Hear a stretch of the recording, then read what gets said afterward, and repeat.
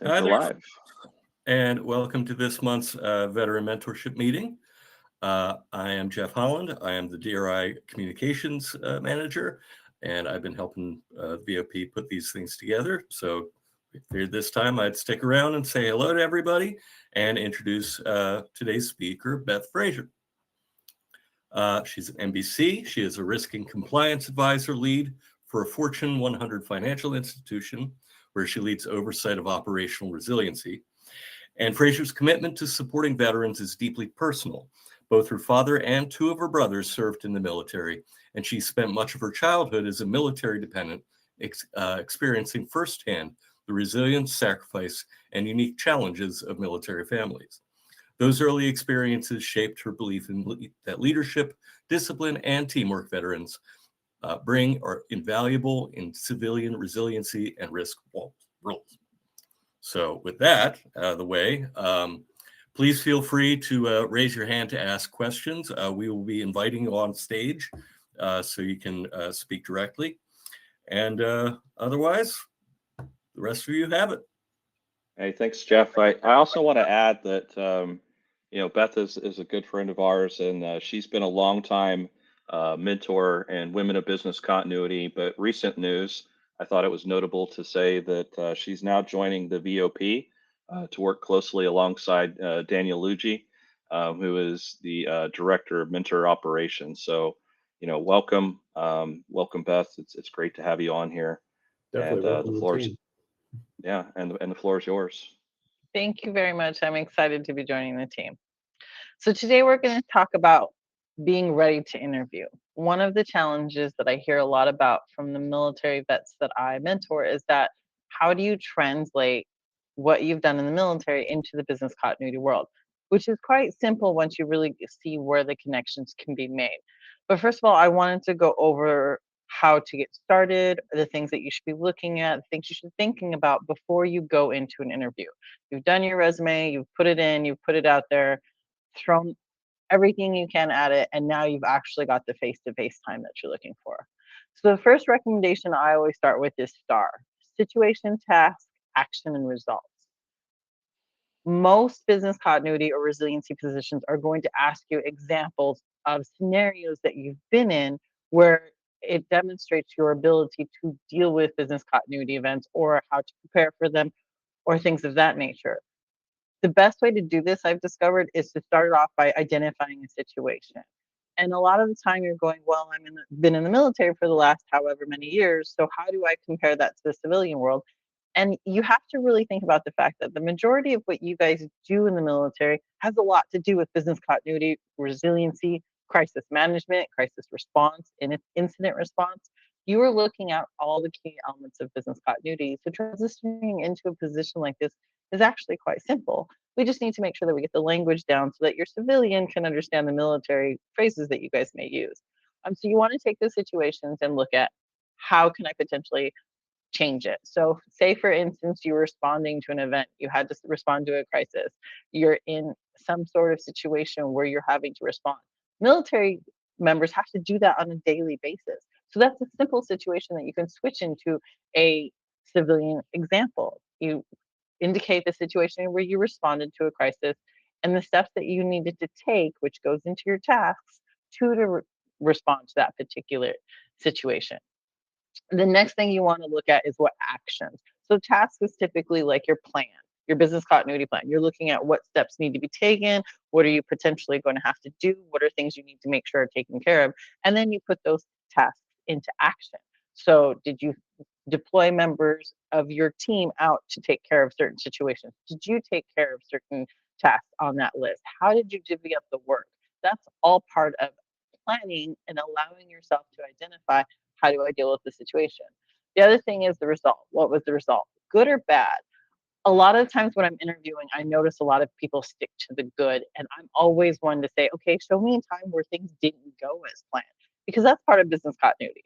Nothing goes as we're hoping it will. And so you end up in these situations where you learn from them. This is where your after action reports come in and how you can potentially improve for the future, which is always a good thing. I know it seems counterproductive to sit here and say, well, this is what one time I failed, but it allows to allows you to demonstrate how you were able to be resilient and provide additional input in making sure that the same situation didn't occur again, which is the entirety of business continuity. We're always testing and exercising our plans. We're always making sure that our manual workarounds or procedures are working the way we expect them to. We want to make sure that our backups are working as they should be. So we test them to validate that they're doing what they should be doing. It's the same situation when you're looking at an interview. You need to take the information that you have and put it into a frame that they're going to understand. One of the things I always make sure I warn my mentorees of is that you need to be very, very careful about using military jargon. Civilians don't typically understand that language. So you really have to make sure you have a distinct understanding of where one one term may be used in the military, how that potentially could be used in the civilian world, and making sure that you're doing that. That's why I highly recommend getting a mentor, because these are individuals that have typically had experience in the military, or like myself, have been severely exposed to them between my job and, of course, my family members who have served, so that I have a better understanding of how to connect the two. And that's where I think the mentors really help, because I've talked to a lot of mentorees that they struggle. Like, how do I take what I did in the military and make it so that it's civilian? It's that concern of being in one situation into another, which is completely understandable. It's not an easy transition. I've seen people struggle with it my entire life, including some of my relatives. Going from such a structured environment to not as structured environment can be a little bit difficult, but you really just need to realize that a lot of what you've dealt with has been being resilient, has been business continuity, has been crisis management, incident response. All of those things are huge in it. You just have to be able to articulate that during an interview. Another thing that I'll ask a lot of times during the interview is I will ask questions that'll allow me to understand exactly how much knowledge an individual has. That is a key factor in this situation. As you can see, we have BIAs, RTO, RPOs, critical processes, dependency, and company jargon. Now, I know a lot of you have been through this and understand that what these terms mean, but I'm going to go through them for those that may be very, very new to the industry. BIA, business impact analysis. That's your analysis of the individual processes that you have. Processes, also known as functions. You'll see that a lot of companies will go from one term or another, and it'll differ from company to company. But essentially, you're looking at what are the things that you have to do to keep the business running. So I've been in the financial world my entire career. So one of the common ones is, say, for instance, money movement. You know, if someone's taking their debit card and using their debit card, we have to make sure that process stays up and running. Or if they're making a trade, they have to complete that trade within a certain amount of time. We take that process and essentially identify what could potentially impact that process. This dives into the dependency. So you're looking at, do you have certain applications you rely on, certain physical equipment that you rely on? Is there individuals that rely on it?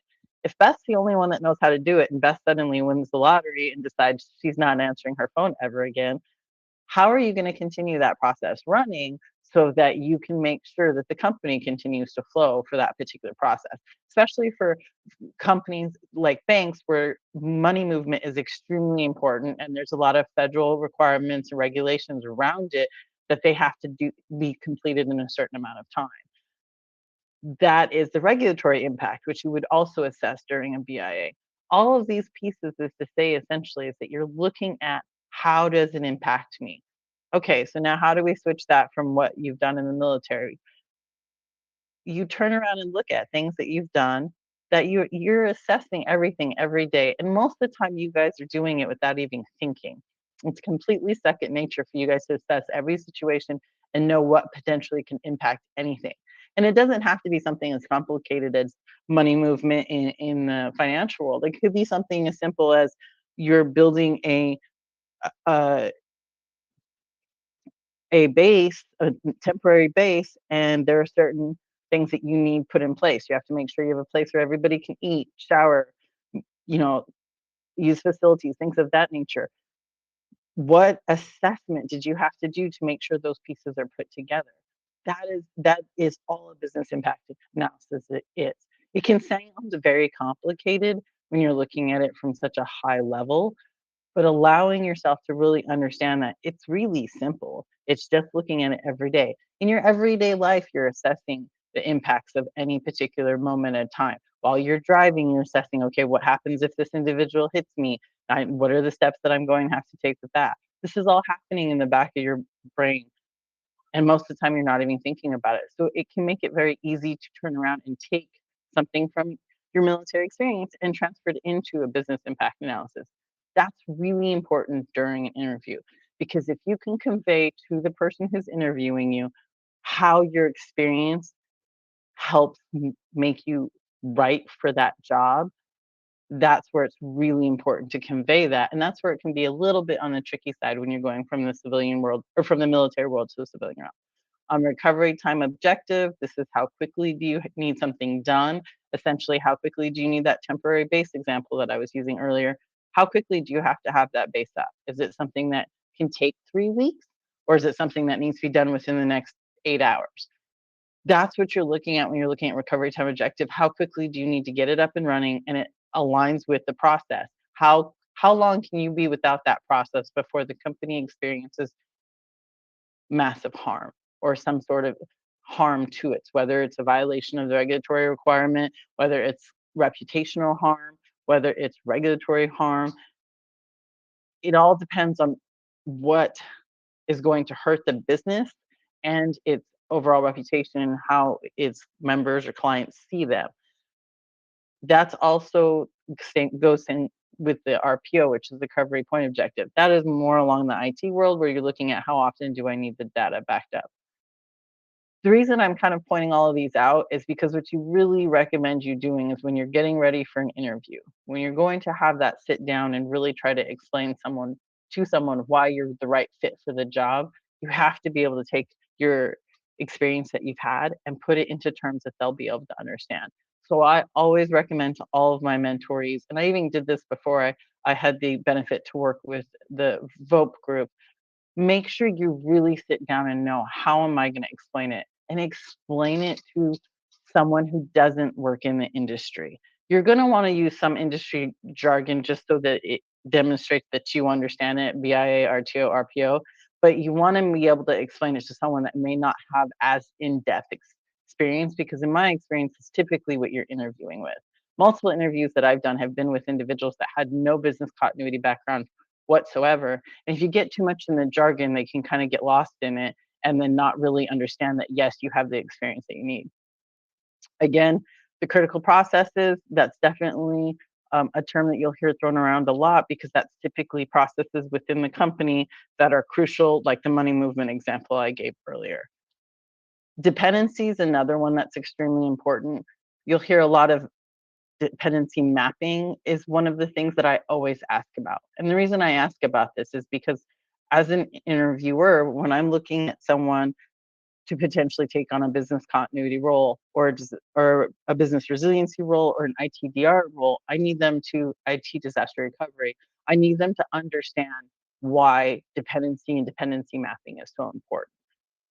If you don't have A, you can't do B. Now, I know that's a real simplistic way to put it, but essentially, if I don't have this application, this process is not able to run. And if it's an application I have no manual workaround for, then I may not be able to do that.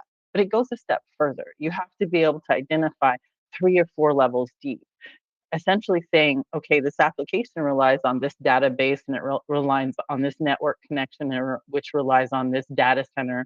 If you can't map that completely out and explain that to me, and you're looking at an IT disaster recovery role, I'm not going to look twice at you, because if you can't identify the holistic potential risk of a company and identify why it's important that that information is laid out, I probably won't give you a second look. I've had that actually happen in a couple of interviewees, where they look great on paper, but when I sit down and start talking to them, one of my big sticklers, and this is personal preference, but one of my big sticklers is dependency mapping, because I feel like it's something that's so overlooked within the industry as a whole, that I always make sure that my candidates 100% understand the value, 100% understand, yes, it's a little bit of a documentation process, but it is something that needs to be done as a whole. Another tip that I always give my mentorees is company jargon. This goes back to when I first started in the industry. before I really even knew what business continuity was. When I left college, I never would have imagined that almost 20 years later that I would be looking at a business continuity role and considered an ITDR and BC expert. Most people do not understand it. But one of the things that I did when I was looking at the company that I initially started my career with is I made sure I understood what that company was about. I researched all about the company. I understood that they had key values, what those values are, what their goals were for the company, if there was any vision statement I could find. I had the benefit of living at the time in a small town, so the individuals that worked for that company were very easy to get a hold of. We're now in the technology world, which is still relatively easy to potentially find someone willing to have a quick 5-minute chat with you that works from the company to get a basic understanding of maybe their particular jargon that they use. For example, the company that I work for now calls business continuity, business continuation when I first started for them. They're and when I was looking for a job, I was like, business continuation, like that completely threw me off because I'd never heard the term continuation used before in reference to business continuity. So when I researched and looked at the actual job description, it made me realize that, oh, that must be the term that they use. So I did a lot of research to make sure I understand the company jargon as much as you can. Obviously, especially for private companies, you're not going to find a lot out there. So just keep in mind that there may be jargon that they use that you may not be familiar with or that you may not have heard. Just like business continuity, prior proper planning is extremely important. If I have someone come into the interview and I feel like they've done no research on the company, that they don't have an understanding for the basic terminology, even if they've come from a company that doesn't use the same terminology, that makes me a little bit concerned and that'll raise a lot of red flags for me. So it's definitely something you want to make sure you're taking the time to do. Really understand the position. Another thing I always say, read, reread, and then read it again. Look at the job description. This is helpful when you're actually applying for positions because a lot of companies now are using AI to make the process a lot quicker. AI will go through it and say, yes, it matches what you've got in your job description, or it will say, no, it does not. If you're not using the keywords that's in that job description, then you're probably not going to get picked for an interview. But now we're assuming that you've already done that. So you're in the interview. Make sure you continue to use the same terminology because obviously that's some of the company jargon that you'll probably be using when you're talking to them because that's what they're used to using. Typically, the job descriptions, in my experience, are written by the hiring manager or maybe one of the individuals that report to that hiring manager. So they're going to use naturally the company jargon they're already familiar with. So really make sure you detail that out. Sometimes it can seem kind of tedious, and it's like, do I really need to truly understand that? My recommendation is always yes. I've had a number of interviews that I've conducted where it made me feel like they had no idea what they were talking about because they didn't simply address the stuff we'd done in the interview or they avoided the question. So let's go into the next page. Make sure you're asking smart questions. Also make sure you're answering smart. One of the things that I'm notorious for doing when I'm in an interview, and I love it when I see my interviewees doing this, is after you finish answering the question, end it by saying, did that answer your question?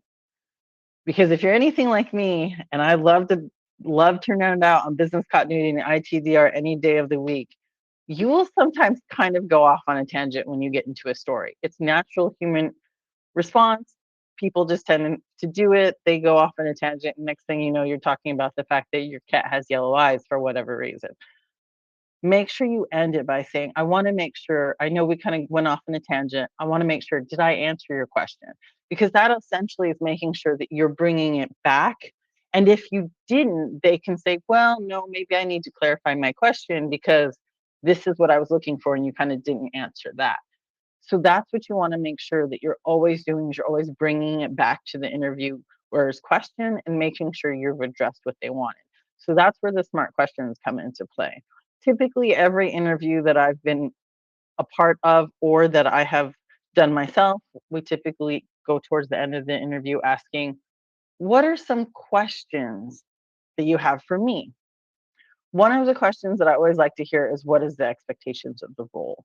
This will help, not only will this help them see that you're very interested in the role, but it also help you understand what's going to be expected. For instance, if it's a role where they're expecting you to work 10 hours a day and you're going to be on call on weekends or whatever the case may be, which is a lot of resiliency work, because obviously disasters don't just happen from 9 to 5.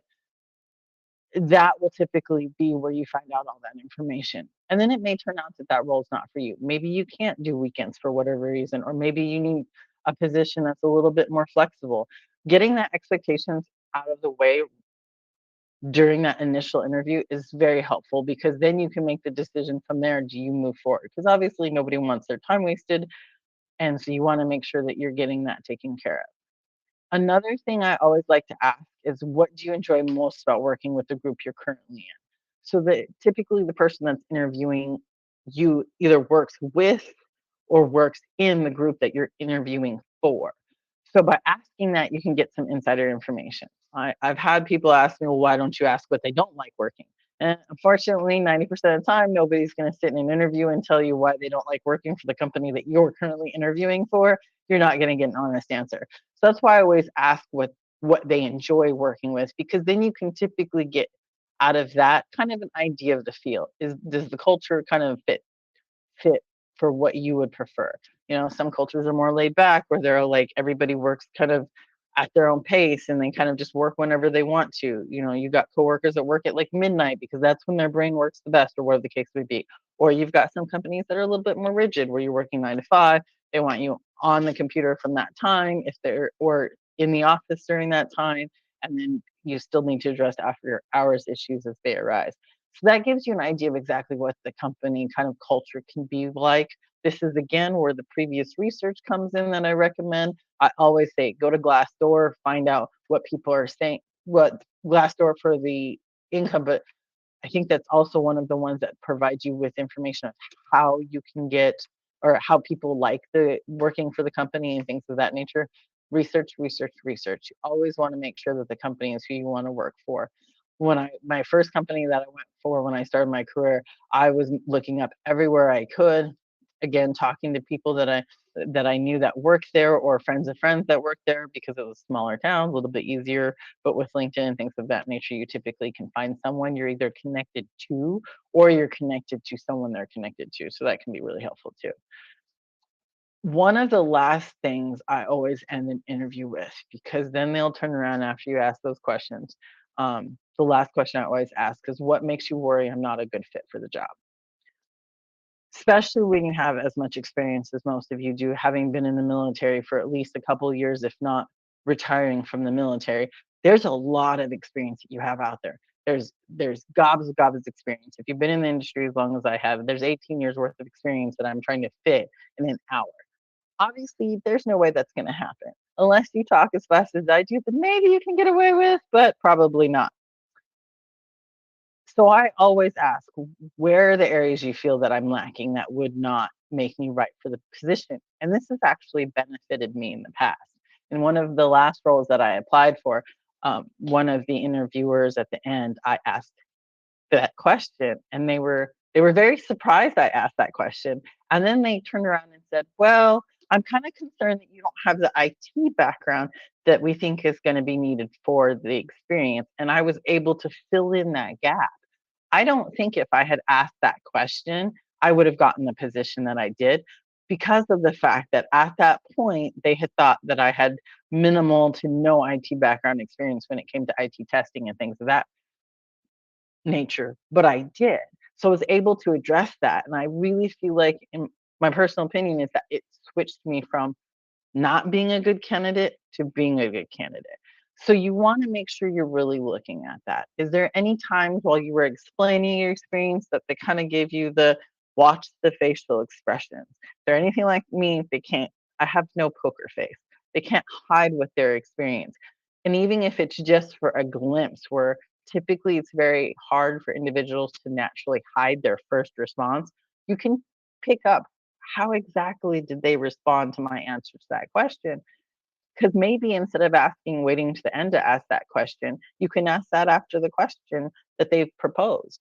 If they propose a question and you get the kind of the impression that maybe they didn't exactly feel like you answered that correctly, turn around and ask that job then. Is there something that the job has that you feel like I'm not meeting with this question? I want to make sure I address your concerns up front. That'll help you really identify areas that you can potentially give them more experience that you may not necessarily do because of the time constraints of an interview. I wanted to try to keep this down to 30 minutes once because I know everybody's probably on their lunch right now, so I like to give that. And I always like to leave at least 15 minutes for questions. I went through a lot of information very quickly.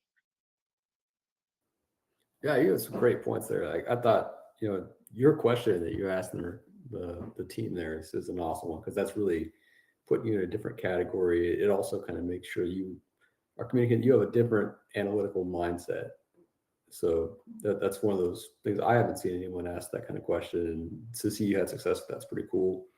Company research, that's another important one because like understanding what the company cares about. I found like the best place to research are like earnings calls if it's a publicly traded company because it's out there in public space and you can see what their goals and what they're trying to communicate, their strategic level initiatives are, especially if you're going for that big ticket job that is going to have a lot of strategic involvement. If you understand their strategic alignment, you could say, here's how the BC program might fit into that, or the one that I'm bringing forward when I come on board. And then jargon, like you mentioned, like that company jargon. I can't remember what you said. It's like business Continuation. continuation. Yes. I actually had success in an interview. I didn't get the job, but like I had success. I got direct feedback that like, hey, you were the only person out of all the people we've interviewed that actually knew what that was. And it was line of defense. So like when I looked at the role, I said, what's this 2 LOD, 1 LOD? And I did my research on what that meant. And for that company, it was a big thing. That's like how they called BC at different tactical or strategic levels. And having been able to answer what that was in the way that I understood it, they didn't say, hey, do you know what 2 LOD was? It was, I used the word in the right context of how I applied it in my job industry. And then that made me look like a stellar candidate, even though I didn't get the job. I think it was actually the IT. I probably would have got it if I had that question about, the experience and be able to cover that gap. But yeah, like Glassdoor, one of those things, like when you're looking at like in the interview, a lot of times compensation comes up, and depending on what layer of the interview you're at, like if you're at the HR or you're the hiring manager, it's going to make a big difference because if you use that Glassdoor and understand what is the compensation range for that role compared to other industries, you can kind of see what they're going to come up with for their range. And if you're far away from their range, they might think that you're not a good fit for it, even though you might be okay with going to that range. So understanding what their range is from using comparables, because they're doing that. They're going to like Willis Towers Watts, and they're grabbing this person's education, experience, and everything, and they build that in there to make their compensation package offer for you. So if their range is 200 and you come in and you're like 290, so this guy's not gonna be happy here, so you're not getting that one. I'd like to point something out in reference to that particular comment. Another thing to take into consideration is when you're looking at the ranges, is that people will actually call and offer positions. I had someone actually call me and offer me a position, and I really think they were offering them a position to get an idea of how much the pay would be.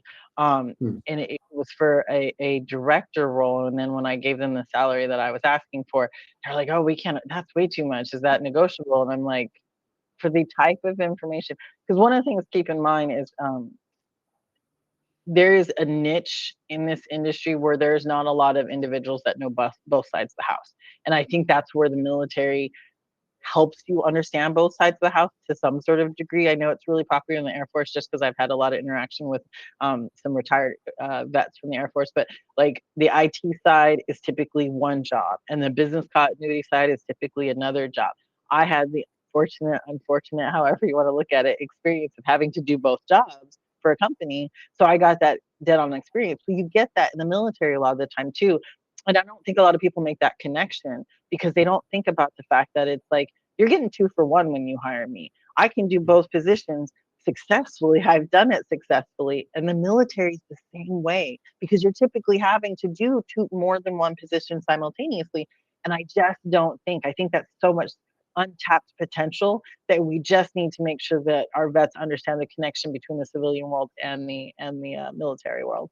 Yeah, Yeah, I think that's a pretty solid point. When you said we wear multiple hats, in the military, we call them additional duties, right? And you might find that some people do 6 additional duties on top of their normal duty. And so, where I'd say proceed with caution is look at the role and all the different things that they want you to do, and only put that down what they're asking, right? Because if you're like, oh well, I was the unit voting rep, and I was a physical fitness monitor, and it's like, well, they don't care about that. They're like, oh, but I was an emergency manager, response manager as an additional duty, or as an anti-terrorism person, or did data analytics on top of my normal job. They're like, oh well, that's interesting. So pick and choose those very carefully, and apply them as such. Yeah, I think when you talk about that call though, like I get a lot of those calls. I think a lot of people here get these calls, and it's like usually a low offer because 9 times out of 10 they can't find someone to fill that role.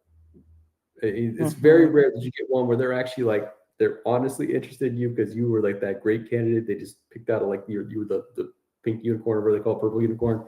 Um, that call is usually because they just can't find someone, so they're trying to put some slop in the seat. And when you mentioned Glassdoor, you kind of mentioned it as like, is this the right fit for me? Like, find out about that company. What are those culture issues and things that you see on their reviews? That should be what your thoughts are on that. Like, is this company, like, if they're paying that role low, is that role going to be important? What kind of things are coming along with that? But maybe you're kind of hurting for a spot, and it might be a good opportunity to get in the door and start working in that space.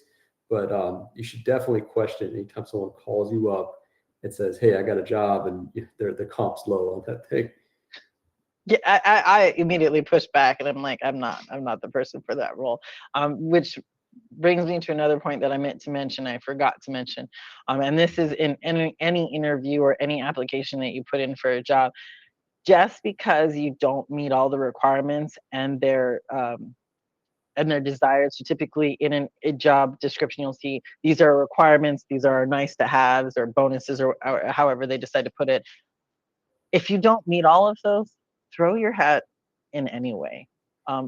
Because what I've noticed is that, as Daniel was saying, they're typically in the job description, they will have the unicorn that they're looking for, someone with all of these requirements and experience and education and things of that nature that may be difficult to meet. So that's why I would say don't look at a job and say, oh, I'm not going to apply for that because I don't meet all their requirements and all their bonuses, or even, you know, if you meet most of the requirements and you have a desire to learn, come on, let's face it, let's be frank here. You're in the military. You didn't have a desire to learn. You were given a desire to learn, and that's what you had to do. So you guys are obviously going to be more adapt to learning very quickly. You have that experience and everything you've had to pick up while you were in the military. Apply for it anyway. The worst that's going to happen is you're not going to hear anything back. And we're already throwing resumes out there, not hearing anything back. So that's not going to be anything new. So definitely make sure that you're doing that, because it'll expand the likelihood of you finding something that is the right fit. The job that I hold now, I didn't meet all the requirements. I didn't even meet all of their didn't even meet, I think I met like 2/3 of the requirement. But I was like, what's the worst they can tell me is no. So I threw my hat in the ring and I got the position. And so that's one of the things you want to make sure that you're also doing, is that unfortunately job hunting is very much throwing a bowl of spaghetti at the wall and seeing what sticks. You've got to get the resumes out there. Forget about the rejection. Doesn't matter. Just throw the resumes out there. When you get those interviews, that's when you'll get your foot in the door and you'll be able to really look at, hey, here's how I am good for the job, but make sure that you're ready for the experience. I've seen so many times, and it just breaks my heart, where I've got candidates that look great on paper and everything looks great.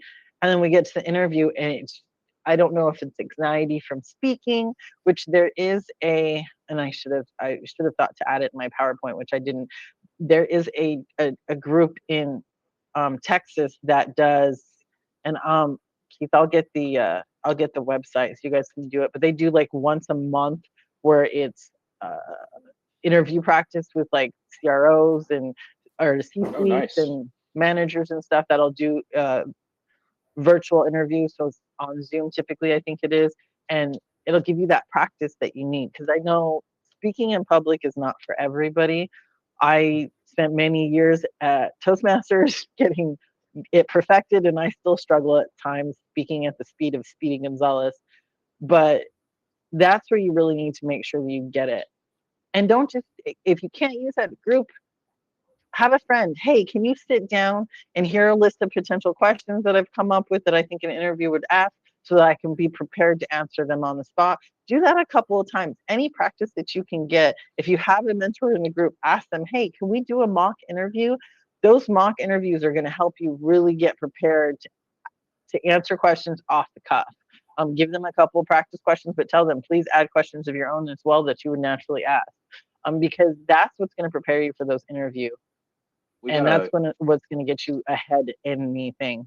We got a question from Michael, but I just, before we answer that question, I just wanted to follow back on a point that you made previously about not meeting all the requirements for a job, right?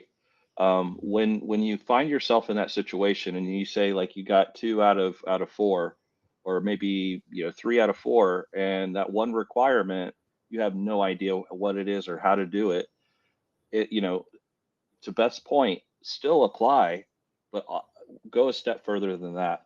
So do your research and your due diligence to find out, what that specific piece is that you don't know about, and call it out in the interview and say, look, I don't have any experience in that, but I started to do my homework and I started learning more about this piece that you're interested in so that I could shore up, that skill. And it's kind of my Achilles heel at the moment, but I'm a life learner and I'm dedicated to understanding what I don't know to be the best candidate for that role. And I think that will really, really impress them. I mean, I had a similar situation when I was searching for business continuity roles almost 4.5 years ago. Um, I noticed one of the common denominators in the industry was everyone wanted to keep data safe in the cloud. And I'm like, I don't know anything about this cloud they speak of. And so I went out and I got certified in AWS as a certified cloud practitioner. And then beyond that, I went into a banking interview. I'm like, I have no experience in banking. How am I going to figure this out? And so I'm like, well, let's figure out what the regulation is, that the framework of banking, because that's what we do in the military. We look at regs and, we have to adhere to regs. That's what we do really well in the military. Mhm. And I told my boss that I'm like, I did my homework. I know what your regulations are, what governing bodies you have to adhere to. And I said, we do the same thing in the military and we do that very well. So anyway, it really impressed him. And long story short, I got the job. But going back to Michael's question, he says, what are a lot of companies hardline in the sand when it comes to education? I've only found 2 without it, but I'm actively pursuing my bachelor's in business admin, and explain that in the cover letter. Any feedback on that education piece? I do, because I've actually seen this on a couple interviewees that I've done for position.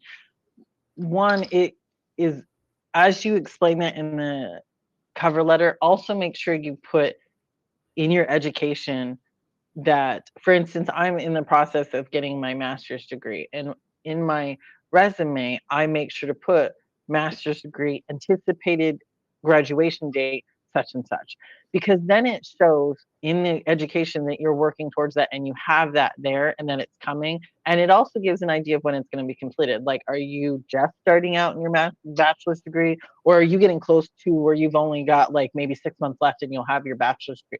Because a lot of companies will look at that and go, okay, they don't have the requirement, they're working towards the requirement, but also make sure you're ready to answer in the interview, Michael, you don't have the degree that we're asking for, but what experience can compensate for the fact that you don't have a great degree? Because a lot of companies will look at, you'll see some of them, I've noticed as the years have gone on that you see it less and less now, which I think is very unfortunate.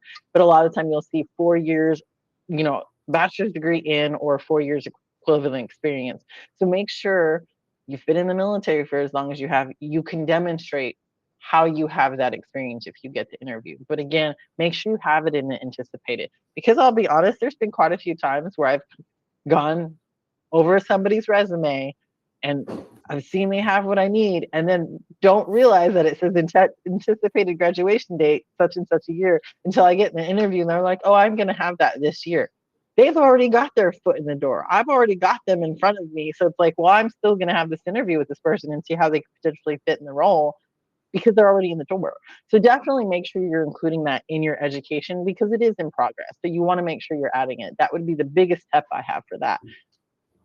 Yeah, I think it's like, you're optimizing your potential with that, like your potential for them to say yes, even though, or they might find it as like, they might be able to get a value out of that. If they've got that extra information, they could probably bring you in at a lower compensation range and then bring it up as it goes.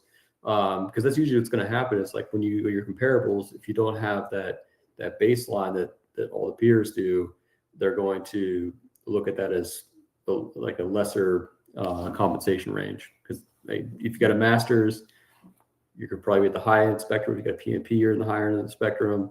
But if you don't have those, you're in the mid pack. If you're without it, then when you're competing against other people, there's probably 20, 30 fully qualified candidates that are in that position. And now you have to outshine those candidates and make them think, hey, even though this is there, this person is the best fit for the job, because someone else might have already got that bar marked. That reminds me of a story from when I first got started in the career. So I first came into, when I first started, I didn't have any idea what business continuity was. I went into an IT role, and one of the things that they asked me was, how do you, they've got 20 candidates that have the exact same qualifications that I do. How do I differ from them? I happen to have at the time, well, and I still have it obviously, but at the time I was one of the few people that had not only a business degree, but also a psychology degree, because I dual majored. And I explained to them that having that psychology degree gives me an extra oomph, because I'm able to psychoanalyze people and things of that nature. And so kind of keep that in the back of your pocket too. You're going to have candidates that have the exact same credentials as you do, but they may not have the military experience that you do. Because obviously what I've learned through all of my interaction with military personnel is that you each have your own distinct experience that happens. No two experiences are like. My brother has seen things and experienced things that I don't wish upon everybody, but then I have another brother, or then my father spent his entire career at a desk in maintenance of aircraft, which is equally as important, but didn't see didn't have the same experiences. Utilize that to your advantage. Look at the position and identify maybe unique experiences that you've had in your military career that are going to benefit that, because that's going to set you apart from the rest of the interviewees that they have. And a lot of people don't think about that. They don't think about, I have a unique set of skills. I have a unique set of experience. Not everybody has. What crisis have you had to respond to? That's a perfect one. I had one mentoree go, I feel like I'm an imposter because I don't have this BC experience. I'm like, that's not true. I've been in the field for 18 years and you have more experience than I do, because you've had to actually respond to real life crisis. You've had to deal with, gunfire and things of that nature, where you're still having to act and respond during that event. It doesn't get more crazy than that. That's like the epitome of responding to a stressful experience, which is what a lot of business continuity personnel have to be able to do. You have to be able to respond when everything seems to be falling apart. But in this world, nothing's falling apart to the degree that you guys have experienced. So use that to your advantage and make sure you're expressing that experience, because it's really important for them to understand, look, I'm going to be the best person to respond under fire, because I've had to do it my entire career. Do we have any other questions at this time? Nope. And please, I'd like to just put out there, don't hesitate to reach out to any of us. We are all happy to answer questions. Obviously, we're very passionate about, helping vets and getting you guys into the civilian world and helping you guys find positions. So please reach out anytime. Happy to ask questions. You can find me on LinkedIn. My last name's pretty unique, so it's easy to find me. Lewis says recommending bringing up the point on networking and seeing what organizations. Yeah, that's a really good Great point. So a lot of companies out there have their own like the larger companies out there have military programs where they actually bring them in, and it's sometimes like an internship where they, like job fairs, they show them what the organization's all about. They let them meet some of the executives, they answer questions and things like that, and then they see where that individual or that candidate may be a good fit. So in some cases, that's a great way to just get your foot in the door. That's more powerful than just submitting an auto, a quick apply button on LinkedIn. It's like you're forging those connections, those personal connections with real individuals who see your face and see how you act and how you carry yourself. So I think those are very valuable. Yeah, I would also say the BC field is small. You can literally go on Google, type in a company name, business continuity director, and LinkedIn, and you'll find who works at that company is running that program. If it's an industry that's similar to the jobs you're trying to apply for, the area that you care about, you could just reach out to them and tell them, hey, I'm transitioning, looking for some mentorship in space. I want to kind of understand what the civilian difference is from the military. There's not a lot of BCs that don't like to talk, so they'll make some time and have a virtual coffee with you, and you just sit down. Don't go asking them for a job right off the bat. Maybe you wow them and they like you, and they say, hey, I need this guy on my team, and you get a job offer out of that. You're probably not gonna be the top spot, but if you're trying to get your foot in the door, that's always a good way to do it. But at least the minimum thing you're going to understand is, what does that industry care about? What is their, what's their jargon? How to talk BC smart in an interview, because you're going to be talking with professionals about how they do it. So that's how I went about it. When I was going in, I wanted to really just understand how to talk BC and what the industry cared about. And the more I did it, the more people I engaged with, I found different things that I would integrate into my interviews, and I'd be successful. Yeah, and Great point. And I think there's also something else to call out too, is so often people get dependent on just using LinkedIn. And LinkedIn's a great tool, right? It's fantastic, but it's not the end all be all. I mean, it's a great research tool if you want to know more about the organization, the company. The AI functions are really good in there. But so many people get complacent on just leaning on LinkedIn. What I'll tell you is, if you like a job enough and you're like, oh, this job checks the boxes for me. I mean, it's in the location I want to work at. I think that I'm a really good fit. Do your research and see if you can log on to the actual, the company website. So often that there will be external feelers out there for a specific job, but oftentimes people miss the boat because they don't actually go on to the company website, and that's where a lot of companies are actually putting out their jobs. And there's a lot of jobs out there that aren't even published on LinkedIn that are on their company website. So if you find a big company in the city that you want to work in, do your due diligence and your research. Look at that company and see if there's any BC jobs available. And to Beth's point earlier, use Glassdoor, use use all of your resources. Go to monster.com. I mean, look at all the different angles. You might find a little smidge of data on one platform that you didn't find on the other.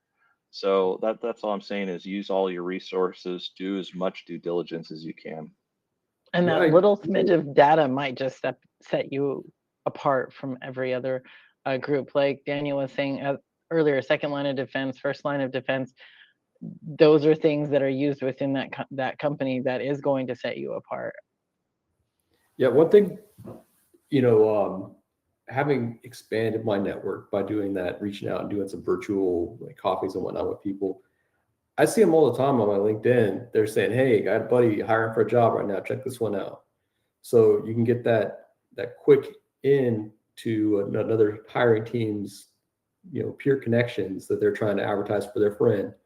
It's a great way to find those jobs that haven't been really published fully out there yet, or aren't in your space that you were knowing about. That's a great point. And the last thing that I'll say, I know we're running out of time here. What I've learned, and I got a lot of feedback across the industry from a lot of hiring managers, and I ask them, I'll go to DRI and I'll say, hey, why did you pick this candidate, my former mentee? Tell me what stood out against the other mentees or the other candidates that you had. And one of the examples I got was this person took the time to provide a cover letter when it wasn't even an option. And I had 3 other candidates, and they both, they all submitted their resumes, but this person gave me a cover letter on top of that. Just that little extra piece goes to show that you're willing to take, one, the attention to detail, but you're willing to go the extra mile. And then another testimony was one of my previous mentees landed a job, and I said, why did you pick this person? Like, what was the final, count? And he said it was down to this person and a woman that went to Harvard, business school, and she had a really impressive resume, a real strong, educational background. Both resumes read really well. And he said, but what stood out to me was every bullet and every line that I read tied into the 10 professional practices of business continuity. So by the time I got this person on the call and I asked about one specific line, he rattled off a personal summary of how it tied into his previous military experience, just like Beth opened with, right? Explain to you how you did it and tie in that jargon and tie it to those 10 professional practices. And he said, he absolutely wowed me with that. I knew exactly that person knew what he was doing. So it was he said that was the deciding factor. He said the 10 professional practices was clear in his resume and he could speak to it. So I digress. I yield back my time. Anyway. One last thing I'd like to close with is another thing that you want to do, and it recently worked with my nieces and nephews, is reach out to whoever did the interview, say thank you for the time. If you have any feedback, please let me know. That puts your name back to the top of their list. It's like, I wasn't thinking about this person, but now I am, and it's always that last person that has the final say that definitely typically sticks to the top of their brains. So I always reach out and say thank you. Yeah, excellent point. All right, final comments going around the room. Going once, going twice. Well, I just want to say, Beth, it was great having you on this month. You're a great member, value add to the team. We're happy to have you here on the VOP, and we're excited about next steps. And thank you everyone for joining the call. It's been great. Yes, thank you everybody for joining. I appreciate it. Look forward to having you on the team, Beth. Thank you again. Thank you guys. I'm excited. All right. Take care. Take care, everyone.